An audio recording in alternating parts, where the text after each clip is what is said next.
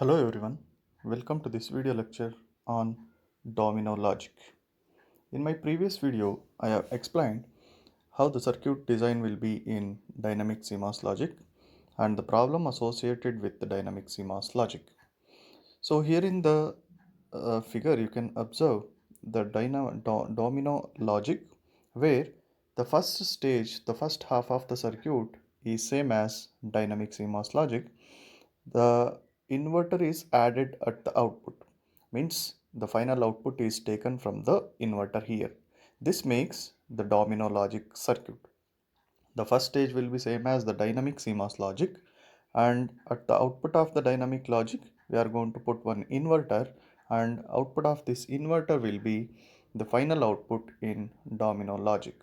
Here, by using this method of inverted output, we can eliminate the problem associated with the dynamic CMOS logic, that is in the cascading of two stages. Okay, so the main aim of this domino logic is to eliminate the cascading problem which we faced in the dynamic CMOS logic.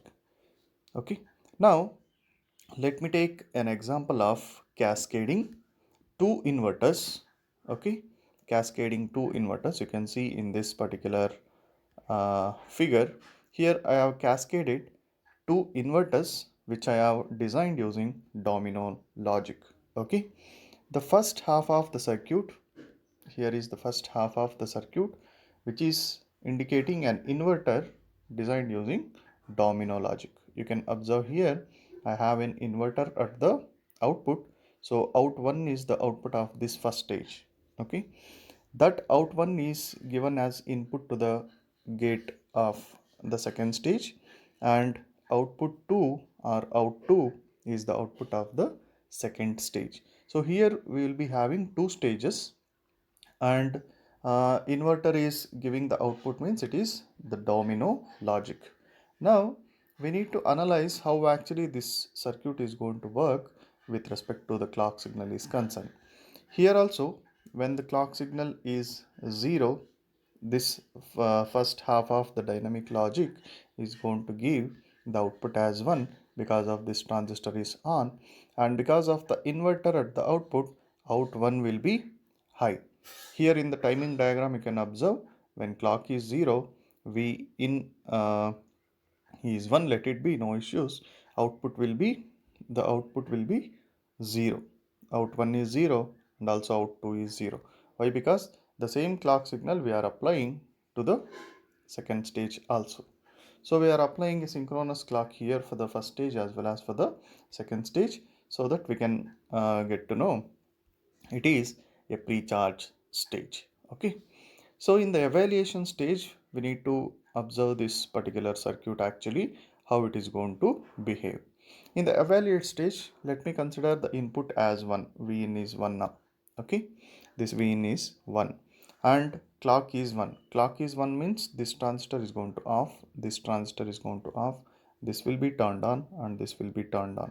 Because of Vin is equal to 1, this transistor is also turned on.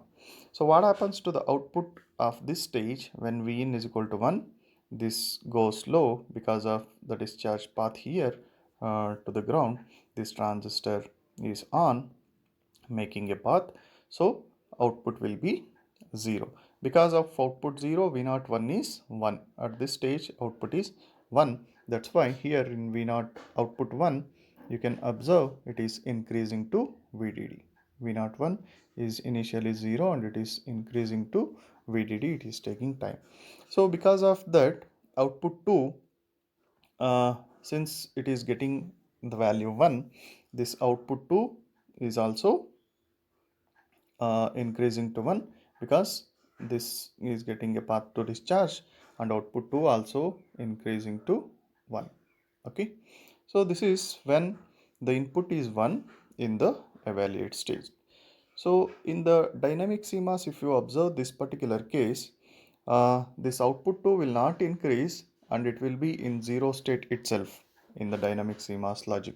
So that can be eliminated by using the domino logic in this particular stage, so that we can say the cascading problem of dynamic CMOS logic is eliminated using domino logic.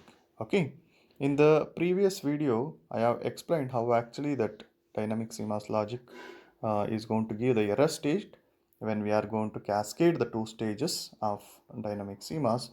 And here in the domino logic, I have explained how to remove that particular uh, error.